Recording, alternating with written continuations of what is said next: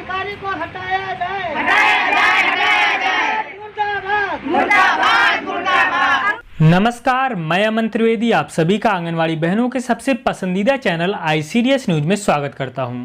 आज की इस वीडियो में हम आप सभी के लिए बहुत ही महत्वपूर्ण खबरें लेकर आए हैं। आंगनवाड़ी मुलाजिम यूनियन ने मुख्यमंत्री के नाम ज्ञापन पत्र सौंपा है, उसमें अपनी मांगों को रखा है। इसके साथ ही आपको दिखाएंगे कि राज्यपाल महोदया आनंदीबेन पटेल के द्वारा आंगनवाड़ी केंद्रों में पोषण पोटली कार्यक्रम का उद्घाटन किया गया, साथ ही वहां पर शिरकत की गई।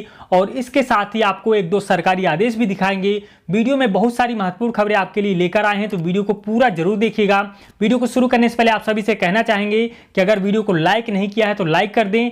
चैनल पर पहली बार आए हैं तो चैनल को सब्सक्राइब कर लें, क्योंकि यहाँ पर आपको आंगनवाड़ी से जुड़ी सभी महत्वपूर्ण खबरें दिखाई जाती हैं।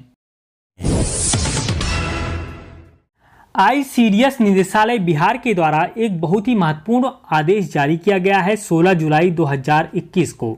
साफ साफ आप देख पा रहे होंगे, यह जो आदेश जारी हुआ है, जो सभी DPO हैं, जिला प्रोग्राम पदाधिकारी, उनको जारी किया गया है। इसमें जो विषय रखा गया है, आंगनवाड़ी विकास समिति के खाता को PFMS पोर्टल पर सत्यापन के संबंध में, यानी कि जो आंगनवाड़ी विकास समिति के अंतर्गत जो खाता खोला गया है, अब उसको PFMS के पोर्टल पर उसका जो सत्यापन है वो किया जाना है। और इसके लिए जो सभी DPO हैं उनको आदेश दिया गया है। पूरी यहाँ पर आपको जानकारी दे दें कि उपयुक्त विषय के संबंध में कहना है कि राज्य के सभी आंगनवाड़ी केंद्रों पर दिए जाने वाले पूरक पोषाहार की राशि DBT प्रक्रिया के तहत सीधे आंगनवाड़ी विकास समिति के खातों पर हस्तांतरित किया जाना है। यानी कि अब जो पूरक पोषाहार की जो राशि है वह सीधे आंगनवाड़ी विकास समिति का जो खाता है उसमें डाली जाएगी। अतः इसमें निर्देश दिया गया है कि अपने स्तर से PFMS पोर्टल के माध्यम से आंगनवाड़ी विकास समिति के खातों का सत्यापन 100% जिला स्तर से करते हुए अद्यतन प्रतिवेदन निदेशालय को उपलब्ध कराया जाए। तो इस तरह से जो आंगनवाड़ी विकास समिति का जो खाता है उसको PFMS पोर्टल पर उसको सत्यापन कराना है। और इस तरह से अब जो पूरक पोषाहार की राशि होगी सीधे DBT के माध्यम से उन खातों पर डाली जाएगी। तो यह बिहार सरकार के द्वारा एक महत्वपूर्ण आदेश जारी किया गया है। अगर आप हमारी वीडियो को बिहार से देख रही हैं तो वीडियो को लाइक जरूर किया करिए और इसको अपनी आंगनवाड़ी बहनों के साथ शेयर भी किया करिए। आप हमें अपनी खबरें अपनी नाम के साथ हमारे WhatsApp नंबर पर भेज सकती हैं। हमारा WhatsApp नंबर आपको आपकी स्क्रीन पर दिख रहा होगा। आप इस नंबर पर हमें जो भी खबरें हुआ करें वो भेज दिया करिए। हम आपको आपके नाम के साथ उन खबरों को अपने चैनल पर जरूर दिखाएंगे। पंजाब में आंगनवाड़ी मुलाजिम यूनियन ने CM के नाम विधायक को ज्ञापन पत्र सौंपा है और उसमें अपनी मांग पत्र भी सौंपा है। उन्होंने कहा है कि सरकारी प्राइमरी स्कूलों में भेजे जाने वाले 3 से 6 वर्ष तक के बच्चे आंगनवाड़ी सेंटरों में भेजे जाएं, आंगनवाड़ी वर्करों को नर्सरी टीचर का दर्जा दिया जाए और साथ ही हरियाणा की तर्ज पर आंगनवाड़ी कार्यकर्ताओं को भत्ता दिया जाए, स्मार्टफोन दिए जाएं और खाली पड़े जो पद हैं उनको भरा जाए। आप तस्वीरों में देख पा रहे होंगे, इस तरह से आंगनवाड़ी कार्यकर्तियों ने पंजाब में अपना धरना प्रदर्शन किया और साथ ही अपना जो मांग पत्र है विधायक महोदय को सौंपा। आपको पूरी खबर बता दें कि विशेष तौर पर पहुंचे यूनियन के राष्ट्रीय सचिव हरगोबिंद कौर ने वर्करों व हेल्परों को संबोधित करते हुए कहा कि पंजाब सरकार अपने वादों से मुकर रही है, इसके लिए उन्हें धरने प्रदर्शन करने के लिए मजबूर होना पड़ रहा है। उन्होंने मांग की कि 3 से 6 वर्ष तक के बच्चों को आंगनवाड़ी केंद्रों में वापस किया जाए, वर्करों को नर्सरी टीचर का दर्जा दिया जाए और हरियाणा के तर्ज पर उनको भी भत्ता दिया जाए, साथ ही स्मार्टफोन दिए जाएं। उन्होंने कहा है कि अगर उनकी मांग पर विचार नहीं किया गया तो अंत में आंगनवाड़ी मुलाजिम यूनियन संघ धरना करने को मजबूर होगा। तो सरकार को सोचना चाहिए कि आंगनवाड़ी कार्यकर्तियां इतनी लगन से इतनी मेहनत से काम करती हैं, किंतु जब उनको मानदेय देने की बात आती है, स्मार्टफोन देने की बात आती है, जब उनको भत्ता देने की बात आती है तो जो राज्य सरकारें होती हैं वो पीछे हो जाती हैं। कोई भी काम होता है उसमें आंगनवाड़ी कार्यकर्ताओं को सबसे आगे कर दिया जाता है, लेकिन जब उनकी सहूलियत की बात होती है, उनकी सुविधाओं की बात होती है, तब कोई भी सरकारें यह सुनना नहीं चाहती हैं। अगर आप हमारी बात से सहमत है तो वीडियो को लाइक जरूर कीजिए। आप कमेंट करके बताइए कि आप हमारी वीडियो को कहां से देख रहे हैं और आप किस राज्य की खबरें ज्यादा पाना चाहते हैं। आपको बता दें कि उत्तर प्रदेश की राज्यपाल माननीय आनंदीबेन पटेल वाराणसी के 2 दिवसीय दौरे पर हैं। अपने दौरे के दूसरे दिन राज्यपाल ने गंगापुर आंगनवाड़ी केंद्र का निरीक्षण किया। इस दौरान उन्होंने लाल चुनरी ओढ़ाकर फल की टोकरी एवं पोषण पोटली देकर गर्भवती महिलाओं की गोद भराई की रस्म पूरी की। इसके साथ ही उन्होंने लाल श्रेणी के कुपोषित बच्चों को पौष्टिक पोषण पोटली देकर शीघ्र स्वस्थ होने की कामना की।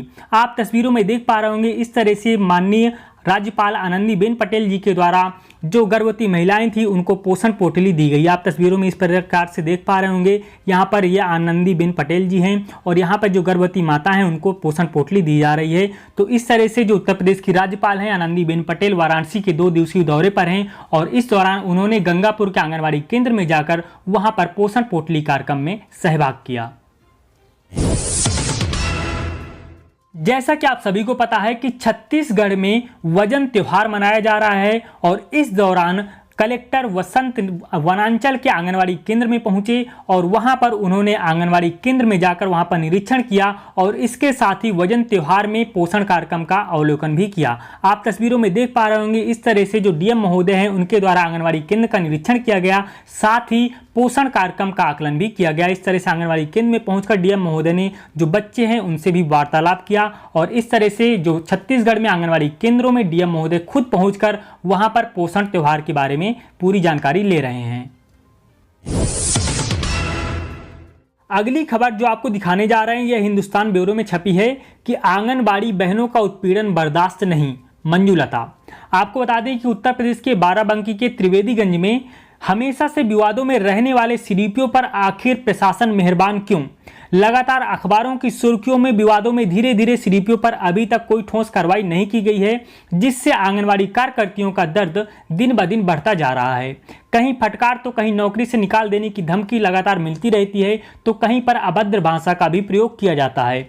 इसकी आम आदत बन चुकी है। कहीं ऊंची पहुंच के कारण तो कहीं प्रशासन इस पर मेहरबान होने के कारण आंगनवाड़ी कार्यकर्ताओं की कोई भी नहीं सुनता है। आपको बता दें कि आंगनवाड़ी कार्यकर्ताओं ने इसका विरोध किया है और उनकी मांग है कि सीडीपीओ को यहां से हटाया जाए और उन पर ठोस कार्रवाई की जाए। हटाया जाए, हटाया जाए। सीडीपीओ को अखिलेश यादव मुर्दाबाद, मुर्दाबाद। अखिलेश यादव मुर्दाबाद, मुर्दाबाद। अधिकारी को हटाया जाए, हटाया जाए, हटाया जाए। मुर्दाबाद, मुर्दाबाद, मुर्दाबाद।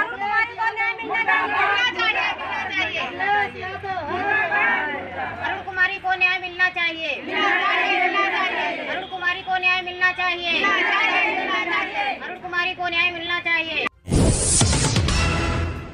अगली खबर उत्तराखंड देहरादून से। आपको बता दें कि उत्तराखंड में अब आशा बहुओं को एक नए काम पर लगाया गया है। उत्तराखंड में आशा बहुएं अब गांव में घर घर जाकर दवाओं का वितरण करेंगी। इसके लिए जो आशा बहुएं हैं उनको प्रशिक्षण भी दिया जा रहा है। आशाओं को दी जाएगी ट्रेनिंग, खास फॉर्मेट और दवा किट भी मिलेगी। राज्य में कार्यरत करीब 13,000 आशाएं और ग्रामीणों को सहूलियत भी दी जाएगी। आपको बता दें कि केरल की तर्ज पर फार्मूला लागू करने की तैयारी कर रही है उत्तराखंड सरकार। मंत्री के निर्देश पर डीजी हेल्थ स्तर पर बनाया जा रहा है प्रस्ताव। अब कहा जा रहा है कि उत्तराखंड में जो आशा बहुएं हैं वह घर घर जाकर वहां पर दवाओं का वितरण करेंगी। सूत्रों के अनुसार पता लगा है कि इस काम में आंगनवाड़ी कार्यकर्ताओं को भी लगाया जा सकता है। सरकारें आंगनवाड़ी और आशा बहुओं को हर एक काम में लगा देती हैं, लेकिन कभी भी उनके मानदेय के विषय में नहीं सोचती हैं कि इनके मानदेय के विषय में भी कुछ सोचा जाए, इनके मानदेय को भी बढ़ाया जाए।